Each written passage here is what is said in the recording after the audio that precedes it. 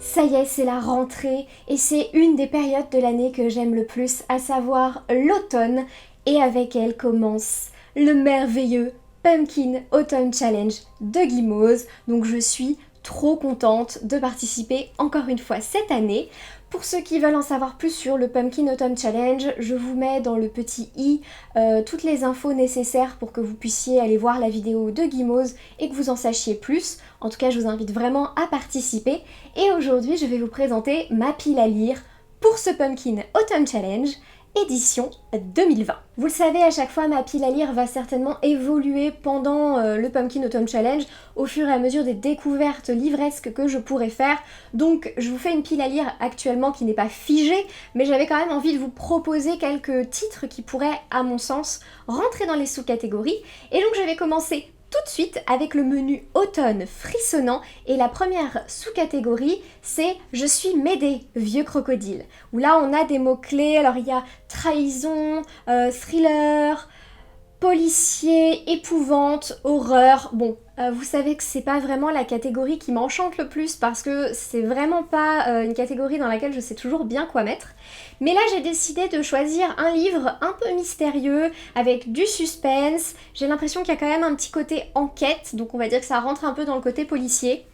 Je crois qu'on le verra au moment venu, si je suis d'accord avec la catégorie ou pas, mais en tout cas j'avais envie de lire ce livre. Il s'agit de La prisonnière du temps de Kate Morton. Donc Kate Morton, c'est une autrice dont j'ai beaucoup entendu parler par Margot Liseuse et ça fait un moment que je me dis qu'il faudrait peut-être que j'essaye cette autrice. Donc je me suis dit que c'était une bonne occasion et que j'allais tester.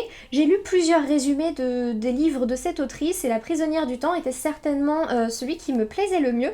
Je vais vous lire d'ailleurs le résumé. À l'été 1862, un groupe de jeunes peintres proches des préraphaélites, mené par le talentueux Edward Radcliffe, s'installe au Birchwood Manor, sur les rives de la Tamise.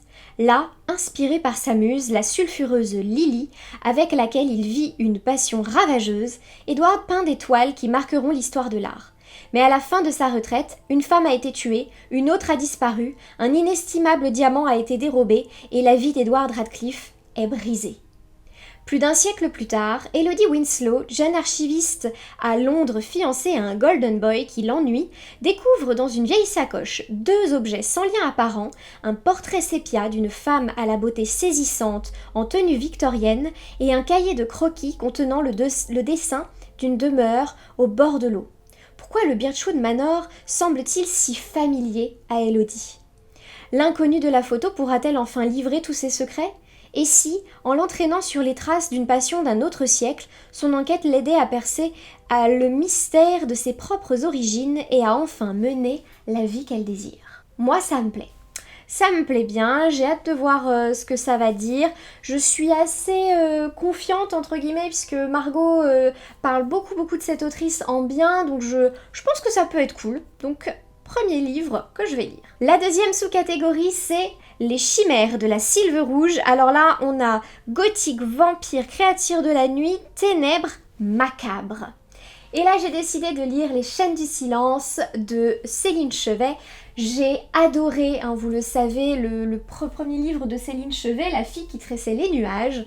Et j'ai super envie de lire son nouveau roman. Donc clairement, pour moi, c'était évident que j'allais me lancer dans cette lecture-là. Donc c'était tout trouvé. Là aussi, donc d'après ce que j'ai compris, il s'agit... Alors là, je vais pas trop regarder justement le résumé, je l'avais déjà lu et je veux pas trop en savoir. Je crois qu'il y a quelqu'un qui se fait kidnapper par un vampire et puis qui au final reste avec lui. J'ai pas très bien compris et j'ai pas envie de savoir plus. J'ai super hâte de découvrir cette lecture. Je pense que c'est encore une lecture où je vais voir le résumé et après ce que je vais découvrir du roman va être tellement fou que ce sera plus du tout dans le même délire, enfin je serai plus du tout dans le même truc, donc je me laisse porter avec Céline Chevet, je pense que c'est ce qu'il faut faire, et je pense que ça va me plaire. La troisième sous-catégorie, c'est Les supplices de la belladone, où il faut lire un livre qui a une couverture noire, et pour moi c'était tout trouvé. Je veux lire Secret de sorcière de Laura Pérez, Elsa White et Julie Légère, que j'avais acheté l'année dernière à Montreuil et que je n'ai pas encore touché parce que au final je me disais que ce serait une très bonne lecture pour le Pumpkin Autumn Challenge et j'ai bien fait puisque du coup ça colle parfaitement bien avec cette catégorie. Donc je vais lire celui-ci. Donc là, je sais pas si vous vous souvenez de ce que je vous avais montré dans mon book haul de Montreuil.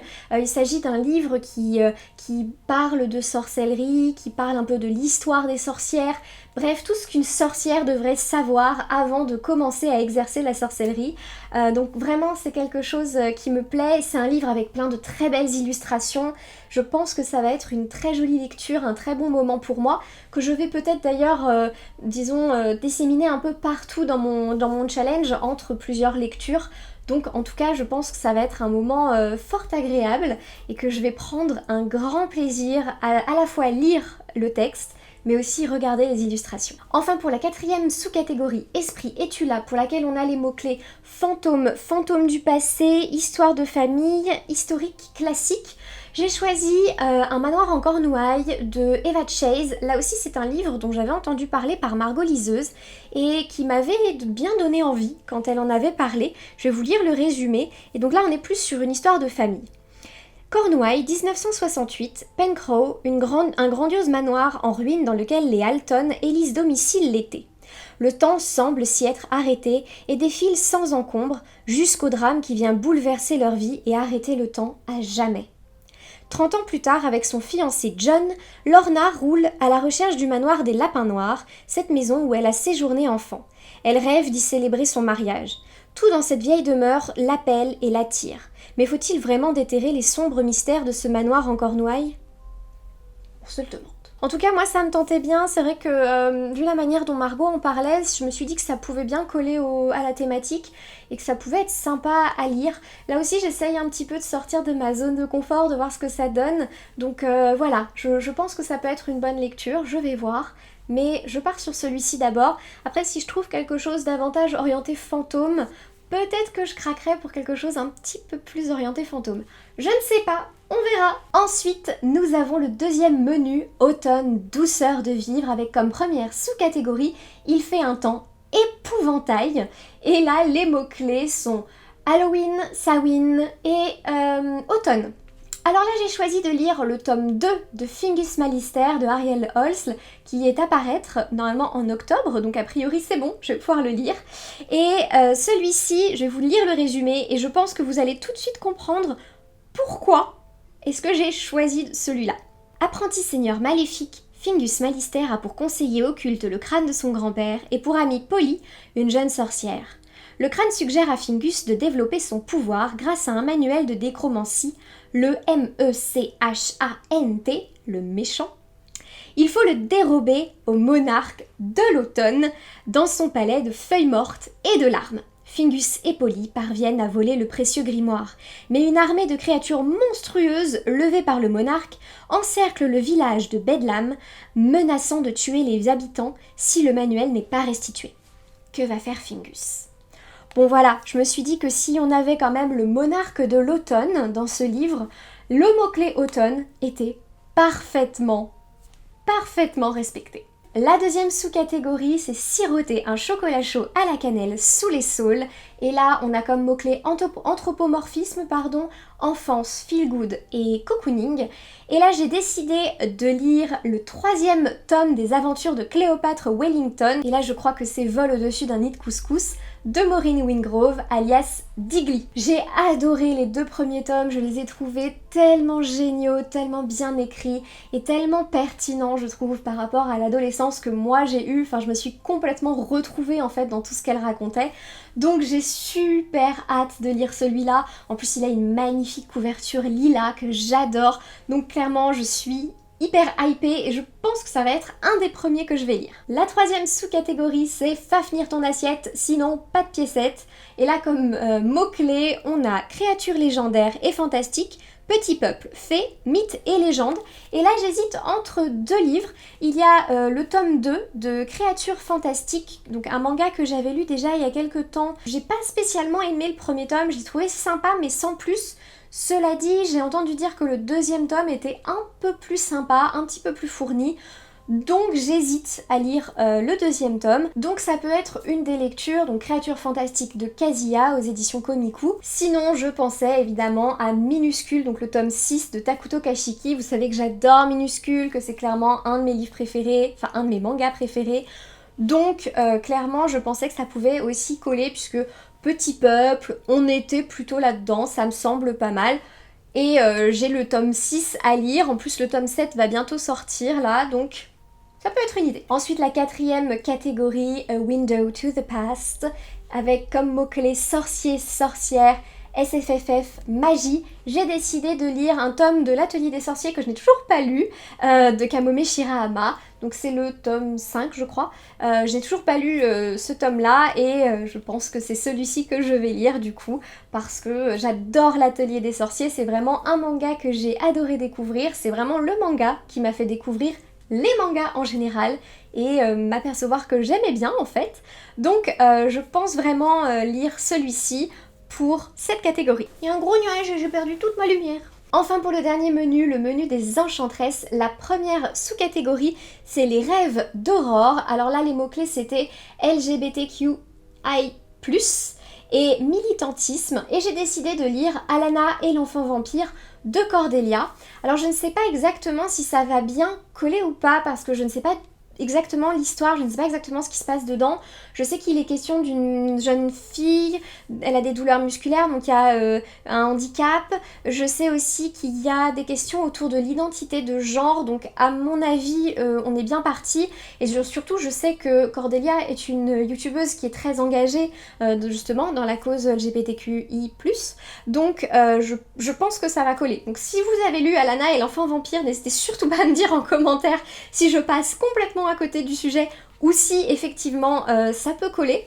Mais en tout cas c'était un livre qui me tentait bien, j'avais déjà envie de le lire avant ça, mais je me suis dit que j'allais me le garder peut-être pour le Pumpkin et j'ai très bien fait, puisque effectivement il va très très bien coller à mon avis. Je vous lis le résumé. Alana en a marre. Ses parents et sa sœur sont encore partis gérer des conflits vampiriques sans elle. Heureusement, sa meilleure copine Holly est là pour lui changer les idées. Elle est persuadée que Joao, le nouvel élève de leur classe, est un vampire. Se pourrait-il qu'elle ait raison ? Et s'il leur révélait quelque chose d'encore plus terrible ? Pour Alana, c'est l'occasion de prouver à sa famille qu'elle est capable de mener à bien une mission, malgré ses douleurs musculaires. Moi, ça me tente. Je sais pas vous, mais moi, ça me tente. Et la couverture est tellement belle. Rien que ça, j'avais trop envie de le lire. Ensuite, pour la deuxième sous-catégorie, Sarah Bernard, Monstre sacré, où là on a comme mot-clé dramaturgie, pièce de théâtre ou art. J'ai décidé de lire le manga Arte, Arte je pense, le tome 1 que j'ai acheté il y a quelques temps mais que je n'ai toujours pas commencé et qui me faisait super envie. Celui-ci me tentait bien parce que ça se passe à Florence au début du XVIe siècle, c'est une femme qui veut justement montrer son art, etc. et elle se retrouve dans un milieu très misogyne, donc j'avais vraiment envie d'essayer, je pense que ça peut être très sympa, donc vraiment ça fait partie de ces lectures qui me tentaient énormément, donc je pense que ça va être... Le soleil est revenu, donc je pense que ça va être cool. En tout cas c'est vraiment un manga que j'avais hâte de découvrir, et du coup vu qu'il est question d'art, je pense que ça colle parfaitement. Ensuite la troisième sous-catégorie, les écailles de Mélusine, on a comme mot-clé féminisme, transformation, métamorphose, et là j'ai voulu allier un petit peu tous ces mots-là en lisant Peau d'homme de Hubert, et là je vais vous lire le résumé parce que je pense que ce sera beaucoup plus parlant. C'est une bande dessinée qui me faisait envie depuis très longtemps parce que c'est Pénélope Bagieux qui en avait parlé et ça me tente énormément. Dans l'Italie de la Renaissance, Bianca, demoiselle de bonne famille, est en âge de se marier. Ses parents lui trouvent un fiancé à leur goût, Giovanni, un riche marchand, jeune et plaisant. Le mariage semble devoir se dérouler sous les meilleurs auspices, même si Bianca ne peut cacher sa déception de devoir épouser un homme dont elle ignore tout. Mais c'était sans connaître le secret détenu et légué par les femmes de sa famille depuis des générations, une peau d'homme. En la revêtant, Bianca devient Lorenzo et bénéficie de tous les attributs d'un jeune homme à la beauté stupéfiante. Elle peut désormais visiter incognito le monde des hommes et apprendre à connaître son fiancé dans son milieu naturel. Mais dans sa peau d'homme, Bianca s'affranchit des limites imposées aux femmes et découvre l'amour et la sexualité. Pour moi, ça peut être vraiment un livre très féministe, une bande dessinée très féministe, un scénario très intéressant, donc j'ai hâte de voir ce que ça va donner.